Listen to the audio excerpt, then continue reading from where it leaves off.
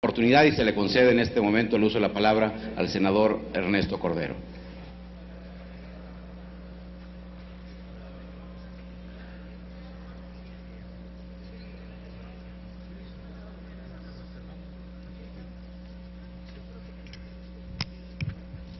Muchas gracias, señor presidente. Distinguidos senadoras y senadores. Me parece que cuando estamos hablando de un tema tan serio como es la posibilidad de que las familias generen un patrimonio, la posibilidad de que se generen empleos en México, pues es hasta irresponsable hablar a la ligera y me da pena mucho decirlo, pues no utilizar la información de manera veraz y de manera correcta. Aquí escuchamos que no ha habido un manejo responsable de las finanzas públicas en las administraciones anteriores. Y hablan de que maquillábamos las cifras de deuda. Pues yo diría que habría que ser honestos y decir que hicimos exactamente lo contrario. Si cuando se analizan los datos de deuda se ve un crecimiento en las cifras de endeudamiento del Estado mexicano, es precisamente por eso, porque nosotros le quitamos el maquillaje a las cifras de deuda que se venían reportando de manera consistente en México. Y nosotros transparentamos la deuda de Pemex, la deuda de CFE, terminamos con los pidiregas, transparentamos la deuda del IPAP, transparentamos la deuda de las pensiones, y creo que es algo que se tiene que valorar. Miren, si tomamos la medida o una de las medidas de endeudamiento más agregadas, que son los requerimientos financieros del sector público que tanto hemos hablado en este momento, pues veremos que el saldo de los requerimientos financieros del sector público a diciembre del 2006 era 35.6% del PIB. Este saldo al final del 2012 fue de 39% del PIB, es decir, un incremento de menos del 4%. ¿Y qué va metido en estos saldos de los requerimientos financieros del sector público?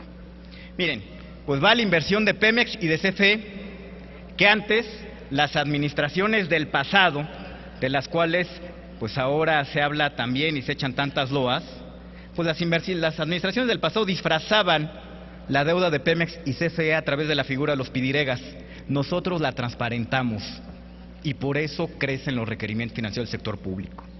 Crece el financiamiento del IPAP, que me apena mucho recordarle a mis compañeros de este lado del Pleno, también es consecuencia de los malos manejos de los gobiernos de los compañeros del centro, que tanto están aplaudiendo.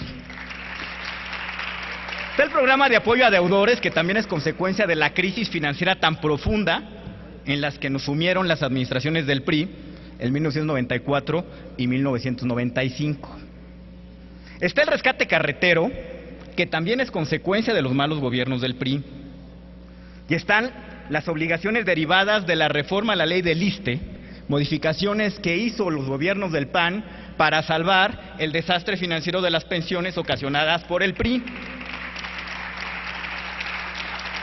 Está también en el crecimiento de los requerimientos financieros del sector público la depreciación cambiaria. De manera que si consideramos únicamente el endeudamiento del gobierno federal en los últimos 6 años, quitando estos últimos 10 meses que han sido para olvidarse en términos de conducción económica, encontramos que el déficit del gobierno federal en 6 años creció 1.6% del PIB. Nada más este año y el que viene ya nos están recetando 1.9%. De manera que sí es un endeudamiento irresponsable el que tenemos aquí. Recordarle a quien decía que bueno, pues que aquí en este país nunca hubo hiperinflación y nunca hubo crisis, nunca hubo nada, pues que en los 80s a México no le prestaban ni a 48 horas. Hoy a México, o al menos hace 10 meses, nos prestaban a 100 años. Y la solidez de las finanzas públicas era tal y con tal reputación internacional que nos permitió salvar al gobierno del Distrito Federal del profundo problema de deuda que tuvo. Me parece una desmemoria absoluta cuando se le ayudó al gobierno del DF y se rescató su deuda, y muchos de los aquí presentes lo saben muy bien, decir que hicimos un manejo irresponsable de las finanzas públicas del país, cuando todavía nos alcanzó para rescatarlos.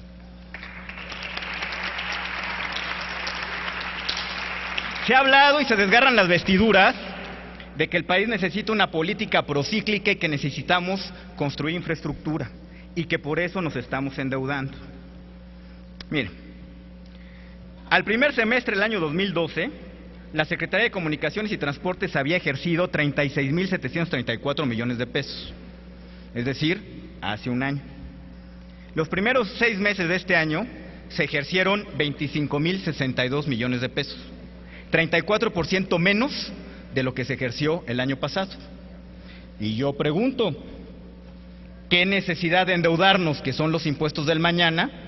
Pues nada más gasten lo que está autorizado en el presupuesto, gástenlo con oportunidad, hagan bien su trabajo, no necesitan por qué endeudarnos, y sobre todo cuando en este país hay tantos requerimientos de construcción de infraestructura. Se nos dice también que la regla de balance estructural, que ya la arreglamos, que el dictamen ya viene corregida. No, no es cierto, no nos engañemos.